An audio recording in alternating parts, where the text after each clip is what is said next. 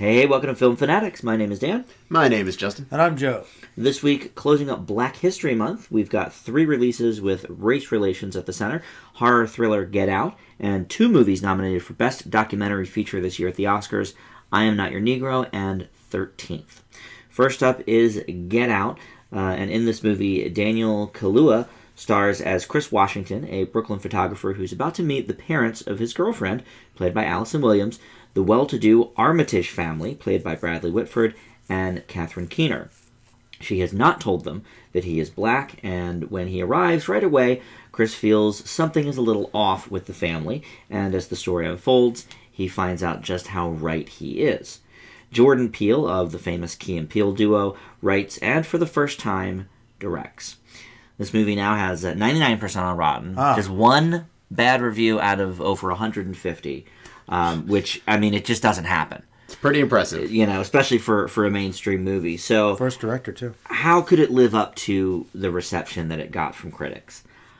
I don't know, but it does. Okay. I thought this movie was fantastic. The horror, the thriller aspect, it's all, very real, very chilling. I spent the bulk of this movie feeling very uncomfortable, which I think is great for a horror movie. I think that's what you want to come away with.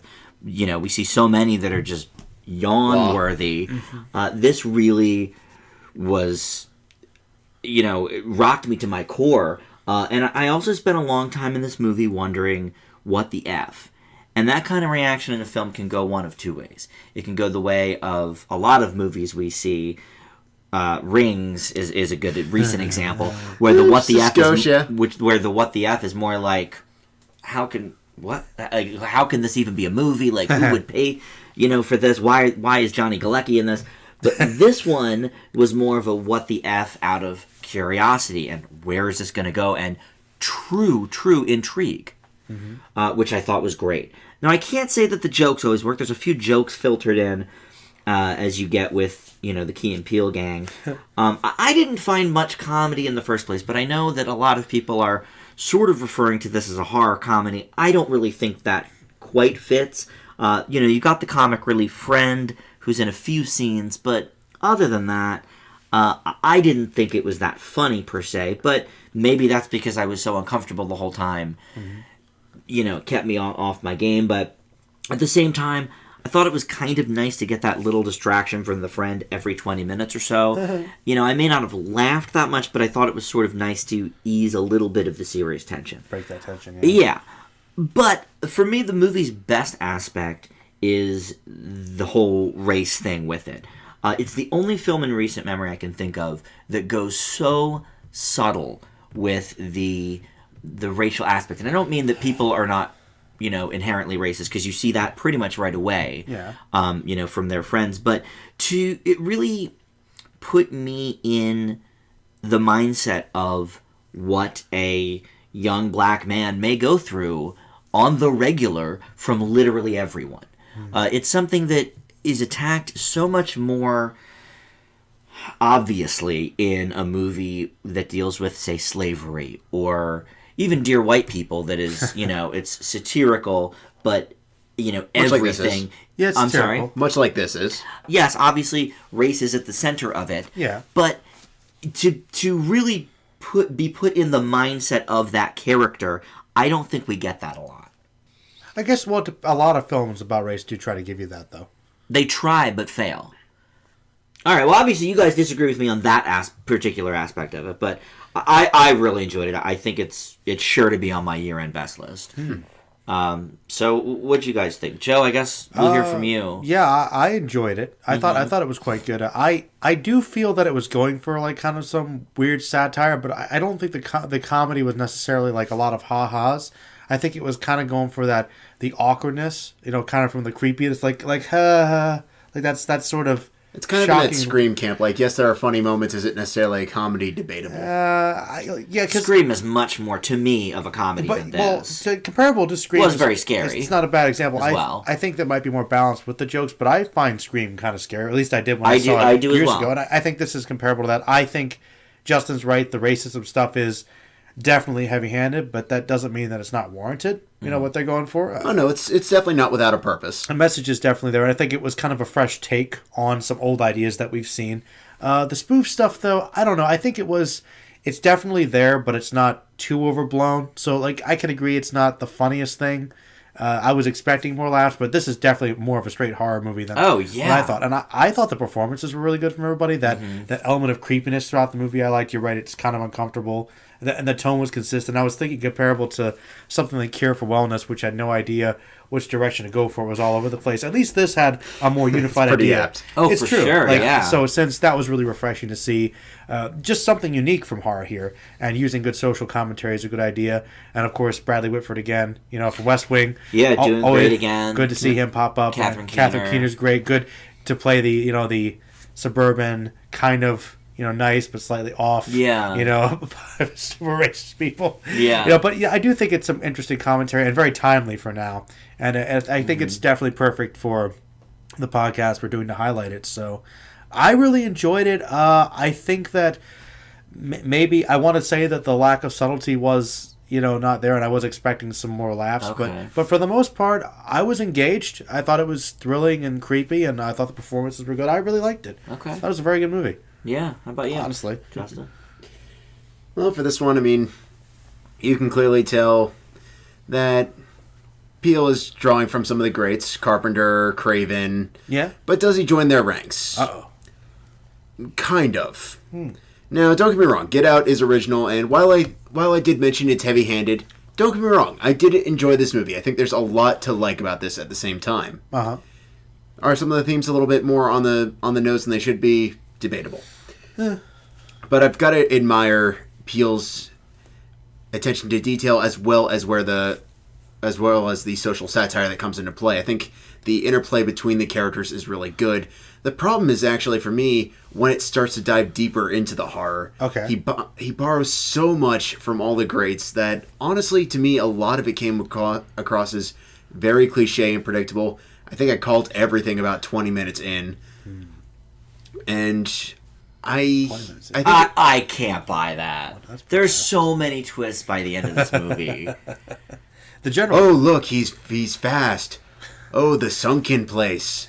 Gee, 1 + 1 = 2. And like I said, I do really admire what he was trying to do with this. I think what he does on a minuscule budget, particularly knowing just Blumhouse, is actually pretty impressive and definitely adds a legitimate creep factor. But for me, I think the horror comes across as very as loving, albeit very cliched. The comedy I thought was very scattershot. I think it was about 50-50. And I think the biggest issue it has in that regard isn't necessarily the fact that it's funny, it's the fact that they put all the jokes on one character and hope he can carry it, which is his sidekick, who kind of tries to play off of the whole, like, oh, look, don't go into that room, listen, this is what I would have done. And it's only occasionally funny, and even then it's like... Likable, though? He ends up becoming a walking punchline instead of the voice of the reason for the movie, which I think really hurts it in a lot of bits, particularly when we're supposed to be rooting for him in the last act. I guess there were definitely some cliches that roll out towards the end. That is true. But I thought that was more like homage, though. Like you said. It's definitely homage. Kind of like The Conjuring. Yeah, so I don't... But I think The Conjuring was also more unified under one type of movie. Well, yes, that's true. So this one was borrowing from more, which might have gone for the satire thing, but yeah. I don't know. Like as a satire, I think it's absolutely its strongest suit. The horror, I respect the creep factor. I never really found myself scared. The comedy, like I said, it was a little bit of a mixed bag, but I've got to applaud its originality, and I've really got to applaud an emphasis from that kind of emphasis and spirit from a first-time director. Yeah. You don't get that too often, and that's really something to admire. Yeah, I definitely did a really good job with the directing. I thought the score was placed very well and really, rose up when the creepiness came in a little bit more, and the directing is great. I mean, I think he really struck the proper mood most of the film. I do agree that my one negative really about it is that the comedy angle of it isn't quite as... I don't know if maybe he wanted it to be, or Well, you could tell that they were kind of going for like sort of this weird, haha, it's so bad it's good thing, but it ironically just became more creepy through the experience. yeah. So I feel like it was trying to find this steady balance between this sort of like guess who's coming to dinner style awkward humor versus there was some camp. They were trying to go for some camp. slash camp, particularly during Act 3, and then generic mainstream comedy. Moments of that. Yeah, I mean, really, aside from the best friend, I don't think there was any real That's pretty mainstream laughs. And yeah, I mean, He's when the he main goes one, when he yeah. goes to the police station, I mean, that scene is that's pretty mainstream. very generic you know, humor. yeah, mainstream. But again, I think it did sort of work in the matter of like breaking up some of the more tense moments of the movie. True. In that regard, so for me, it was quite the home run. I give Get Out an A. A minus. A minus. Okay, very good. So up next, we're going to talk about I Am Not Your Negro, and that's with Justin. So the subject of this documentary is all about the hugely influential African American author James Baldwin, who in 1979 wrote a letter to his literary agent describing a project called simply Remember This House, which was supposed to be this account of three of his close friends, who all of which shared one thing in common. They were assassinated way too young. Medgar Evers, Malcolm X, and Martin Luther King Jr. Well after this was an unfinished book, and only really 30 pages were completed of the manuscript, the director, Raoul Peck, and set to the incredibly smooth voice of Samuel L. Jackson, really envisions what the book would have been and how it relates a lot to some of the themes that are being explored in today's society and what Mr. Baldwin was truly trying to accomplish. So I think with this one, it's really incredible that there was all these things going on in James Baldwin's time, and really just how much it's still relevant to this day. It's incredible.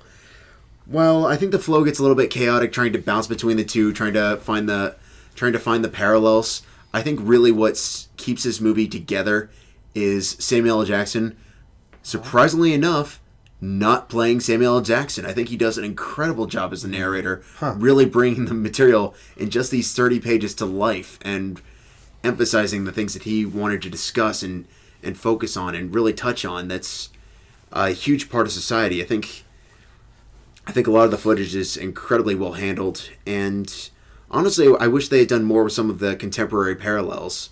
I think we get like little snippets here and there, but I wish they had driven so much more with that. But the styling of it is impressive. I love the angles that he takes with it, and some of the imagery is just truly powerful. My only real big regret outside of that is I think we get through the whole manuscript and then it just sort of stops. And I'm left wondering, like, okay, this was good and you had a lot to say and a lot of punch with this, but I feel like there's such a smoother way to land this than just simply, well, this is how this documentary wraps up. I think it's a hard balance to find, but I think in terms of the documentary selections, this probably would have been the one I would have put in the should win camp if I had the choice. And I still haven't seen OJ. But Dan, what do you think with this one? Well, I think OJ is not a it's not a documentary for the Oscars, and that still makes me mad. The debate continues. But in terms of this movie, which you asked me about, no, I think Jackson's narration is great. It's like a smooth Jackson. It's not, Joe, the ranting Jackson. It's not the yelling Jackson. It's certainly not the cursing Jackson. Have either of you ever heard Samuel L. Jackson putting people to sleep, the kids to sleep, the kids book? Yes. I've heard, It's glorious. the kids book. He can do it.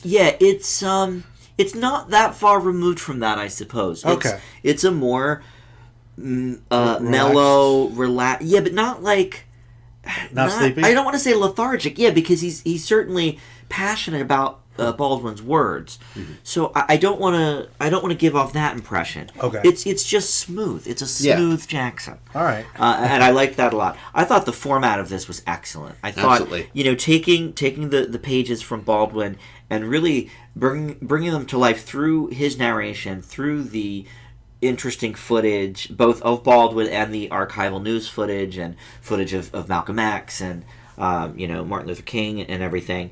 I thought all worked very well together, and I especially liked the personal connection with these people, since he was, peers, if not friends, I guess, with, definitely with Martin Luther King. I don't think him and Malcolm X were quite as close as those two. The other gentleman, I'm sorry to say, I don't really know much about. That seemed to be like the overlying thing. Like, they touch on him a little bit. Yeah. But it seems like he was gone too soon to really have that also. Well, I think maybe part of Baldwin's point was to try and shine a light on a member of this community that didn't really maybe get his due. An unsung hero, Yeah, unsung hero. So I can respect it for that. However, see, they didn't want to veer off of Baldwin's words, so you can't really give a background bio on that guy because that wasn't part of the book. Right. So, all right, it makes sense from that standpoint. But I would have liked to know a little bit more about what he did, because of course I know Malcolm X and Martin Luther King Jr. very well. Okay. And their work. So, but no, I thought it was all put together very well. I do think that most of the societal things that they're dealing with in this era, in the 60s and a little bit in the 70s, sadly, really are very true today. They bring up a few of the same things, actually, that Duvernay will bring up in 13th, which we're talking about next. Some of the cop killings and the Zimmerman and was that guy Martin Zimmerman or something that killed George Zimmerman. George Zimmerman that shot the young boy. It's like, those are things that sort of run throughout this movie and 13th, which to me I think is, I don't want to say lazy, but it's just an easy go-to. I think there's so many things and aspects to look at that I think there's more to. It would be like, let's do Rodney King again. I think there's a lot of other avenues to discover, and it's not so much a negative in this movie as it is in the next one, because obviously this is taking Baldwin's words, right, which is long before any of that stuff even took place. I mean, I don't disagree, but also at the same time, those are the big moments that I feel like our culture as a whole has chosen to focus on more so than others. They are, that's right, yeah. And that's why I think documentaries should maybe shine the light a little more on certain other things. But again, that's more for the Duvernay documentary than it is for this one. Fair enough. So yeah, we'll talk about that. But yeah, I mean, it's definitely interesting and horrifying that not, a whole lot has changed in that regard, just because we don't necessarily have, colored water fountains and white water fountains. It's a different type of thing that we're seeing now, and both these documentaries really, talk about that a little bit. Not as much so in this one, though. But no, I liked it. I liked the way it was put together. I thought it was very, very good. It gets an A from me. And likewise, A. Yeah. Yeah, I didn't really see any of the nominated pictures except for these two. I saw a little part of the OJ one, but it was like 7.5 hours. I didn't. You can only do so much. Didn't need to sit there for all of that. But yeah, so up next is 13th, and Joe's going to tell us about that. Well, yeah, this one's, I guess, another documentary focusing on race relations in the U.S. and focusing on the idea of the concept of the criminality of the black male specifically, and kind of the evolution of that, starting with the slave trade, with the end of it, with the Civil War, then being released, and then kind of being demonized, put back into situations they'd be arrested and then criminalized, and how that's just kind of changed. And even though there have been alterations to civil rights, the theory is that there are various systems being put in place to kind of keep this idea going, and essentially that, the black male is still criminalized, which is very interesting. And the documentary kind of takes you from the history of that, basically from post-Civil War up to modern times, going over things from the Jim Crow laws to the end of the civil rights, and just the various presidential components to associate them with the drug abuse, and also trying to put down the various socialist movements in the 70s, and then all the way up to, of course, like the Black Lives Matter up to today, and trying to tie it in with elections. And they've got lots of different experts focusing on lots of different things, which, as you can tell by my talking, this documentary is kind of all over the place. But it's got a lot to say. It's got a lot to say, which is what I really liked about it. And I will say that I wasn't sure if I was going to really be too into this, but I will tell you guys that from the moment I put it on, I was really interested. Like I this did not bore me at all. Like I was really intrigued by what they were saying. I felt that this documentary kept moving by, bringing you back. Like, okay, it's going to show you a snippet. We're going to give you a fact. We're going to go to a snippet of another interview here. Cut to some footage. You know, it kept rolling. And it definitely was something to make you think. Now, I think that the unified theme of this documentary is very interesting. And I think there's probably some accuracy there for sure. And I think that almost all the way through it is pretty unified. But there are two things about it I don't really feel worked very well. First of all, I think especially like the last half hour or so, they really start to lose steam and they say, okay, we're going to talk about how corporations, fund the prisons. And I'm like, okay, that's probably true, but is that directly related to the race stuff? We don't spend much time on it. Oh, yeah, by the way, Trump is evil because the election's coming up. Oh, okay. Topical, yeah. Okay, so it's kind of like Nixon because they used the same phrase. Okay, wait, Hillary's evil now, but wait, no, Bill wasn't. So then we tried into the Democratic stuff. You have snippets there, and okay, so we're going to spend more time on the political agendas? No, we're going to go, okay, we're moving on. And then Black Lives Matter. And I was just like, okay, I get the idea, but it felt like towards the end it broke down. Not to say that it wasn't impactful and powerful in a lot of points, because it really was and was interesting, but I do feel like it seemed like they were trying to do too much and they were reaching a bit without enough time to spend because it was running at 2 hours. And then I guess this might just be a personal thing I could ask you guys about, but I guess the idea of this one trying to make you think is an important thing. Like a lot of documentaries trying to expose societal change. And yeah. I agree, but I don't like it when they don't offer any real solution. And this one just kind of ends as like, yeah, think about how your society is. And like I'm thinking... I mean, to give you the same counterpoint you gave me when we reviewed Demolition, though, Joe. Yeah? This is not something that's going to have an easy answer. If you want a solution, I'm sorry, it's not going to happen overnight. No, but, I mean... It's just kind of like a lot of calling out, and I don't know. It just, I feel like there could have been a suggestion. Like sometimes in some of these documentaries, they'll go forward and they'll try to ask somebody within, like I guess they did go to that one Alec guy who was, of course, terrible. They got the one other counterpoint, which was unfair and biased. Like, okay, this is their PR guy. Well, was it his first day on the job? Because he clearly did. It seems almost scripted to me, but anyway, like trying to even ask an expert or two what a possible solution may be would be interesting at least. But this one offers nothing, and I thought that wasn't very inspirational. It was more shock value. But other than that, that was just kind of my personal take from the ending. My biggest issue was that they just kind of went all over the place towards the end and not all fully connected with enough time. But for the most part, I thought it was pretty insightful. Okay. What do you guys think? Both, I think, are really hitting home the central idea that it's a twisted, messed up, crazy world. And honestly, I think it's not the purpose of 13th, or really I Am Not Your Negro for that matter, to say, here are the solutions. Yeah. I think the purpose of these two documentaries are really to say, this is a problem, we need to be thinking about this. True. Problem can come later. Most people may not even realize that it is as messed up as we think it is. We like to brush it under a rug. This is their way of saying, hey, wake up. This is kind of a thing we need to really focus on. Uh-huh. And I agree. I think part of that, and sort of going back to an argument that I was listening to earlier, preparing for this evening, when we talked about Split, is we really need to be thinking about the narratives that are being put out there. I think it is fair to say, okay, there's a lot of moving parts here, so we need to address which ones to really focus on. And one thing I do give director Ava DuVernay a lot of credit for is she really does smoothly transition from point to point. That's true. Now, with that said, much like my criticism with Selma, I don't think she's quite mastered the aspect of objectivity and not being loaded, particularly with that PR guy. Yeah, like the one other counterpoint from any of this you get is the worst person ever. Like, that's not really fair at all. And they don't really spend that much time with him, and you can clearly tell like she's taking snippets of like, okay, here's him like dodging the question, here's him getting frustrated or sweeping something under the rug by something he wouldn't be able to answer. And he also, you can almost feel it from behind the camera.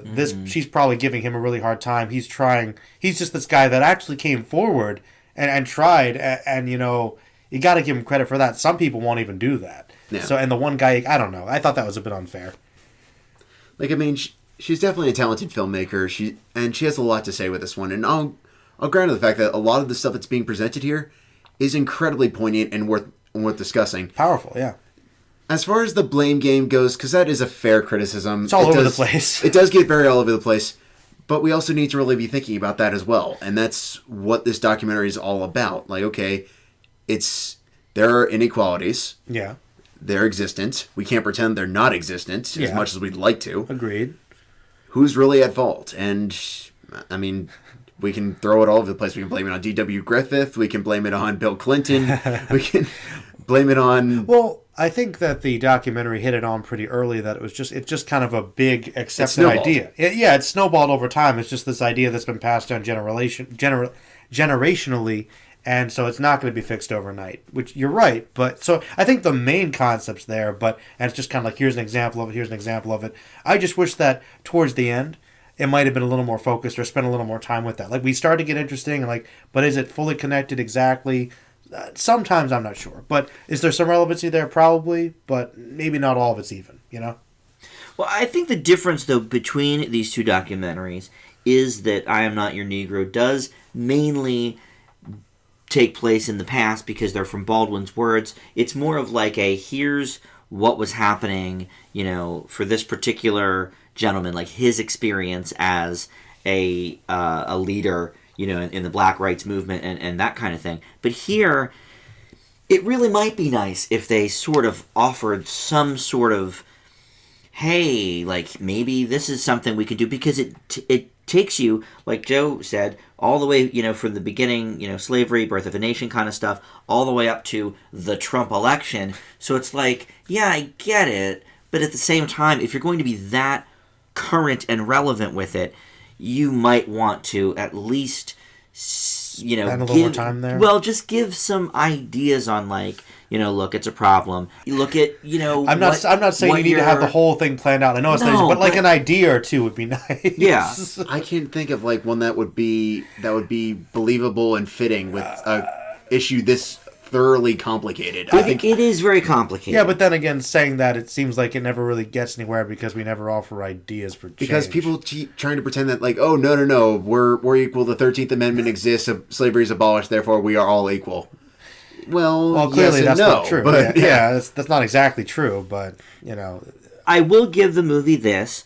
I like that the Duvernay did sort of go and throw. It wasn't just an anti-Republican, you know, movement. Like the whole Bill Clinton thing surprised me. I will say, like, oh, that's interesting that she's including this in this film. Yeah, you know, because I wouldn't have expected that. But the problem is, it's just all over the place. There's Joe's right in where it breaks down. The whole section where they start talking about the prisons and all that stuff.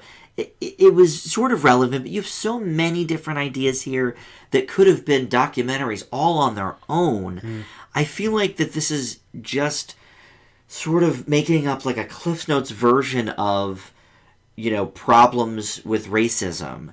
And yes, they all tie into the same avenue of criminalization or, you know, what have you. But I think most of the avenues in this movie could be explored much more than they are.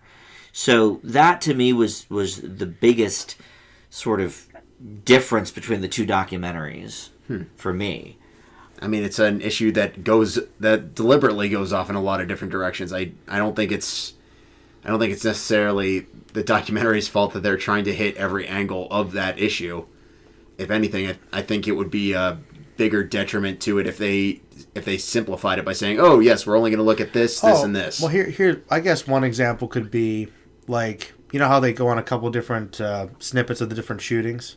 I think that like a focus on one and then maybe kind of mentioning the other. Like they had that. What was that one? Screen with all the names. Yes. Okay, like that got the point across, but they also did focus on a couple of the other points. Like I think the Zimmerman shooting, I think, was enough to hit that point home about how unfair it is. But then they talked about two or three others that maybe we used to flesh out one through that instead of jumping across to different instances. We could have focused that time on something else that they were already talking about. Maybe even got a few more bullet points out, like maybe covered a few more issues. I don't know. Just a couple little points of repetition towards the end there are really where it did start to kind of lose focus. Up until that point, I thought it was fun. I mean, I feel like the majority of the like first 2/3 are essentially like, here's why the inequalities are there, and then the last portion is more or less trying to answer that question of who do we blame? Who are really the people that were pulling the strings that put us in this position? But the answer was kind of early in the film. No. Wave this magic wand and problem solved. Do you think throwing things in about the 2016 election was really that pertinent? I thought that was distracting, to be honest. Yeah. Like, Trump sucks. I mean, he's racist. It's still an issue. It's still an ongoing issue. But we saw that with the Zimmerman shooting and the other shootings. It's like we got that already. Like, yeah. And that's interesting. Studying, like, how ingrained it is and how that happened, how we can break that, would still cover a lot of these things with examples. But that's where I think the problem is. The blame game, we already know what it is. It's not, you can't simply blame. Do we know? I mean, it's not one of those, like, we can just point at this person. There's a lot of different bloody hands here. That's what I'm saying, is that you can't point at one corporation or one president and say it was his fault. It was ingrained in our society ancestrally. That's what they said earlier. I think throughout the movie we see that with the Jim Crow stuff and with the Birth of a Nation. I think they weave that throughout. I feel like we get the events, but we don't really know, like, the main players. And that's where I wish you would have focused more on that idea, because then it just became, Nixon's just said bad. that. But you just said that the latter half is taking that angle, and you didn't like that. No, I mean more focusing on the entire idea of that and how that came to be, different examples, as opposed to just saying. But that's what the documentary did, Joe. It did, but it kind of went all over the place and lost some of its focus. I mean, it definitely did. Let's get to the grades. I'm a B for 13th. I thought I Am Not Your Negro was far the better documentary. Justin? I definitely agree that I'm Not Your Negro was better, but I'd give it an A. Okay. It's an A- for me. Okay, very good. Well, that will wrap it up. Next week is going to be our final show. We're going to review just one film, and that is Wolverine, and then... I'm sorry, you're right. It's basically Wolverine. We're gonna review the old Wolverine movie for some reason. No, you're right. We're gonna review Logan, and then sort of reflect back on the last 3.5 years of the show here. So yeah, check that out, and you can check out Joe's channel, of course, Merlin Reviews on YouTube, and the Twitter feed at Merlin Reviews as well. Our Twitter feed is at Film Fanatics Pod, and yeah, we'll see you back here next week then.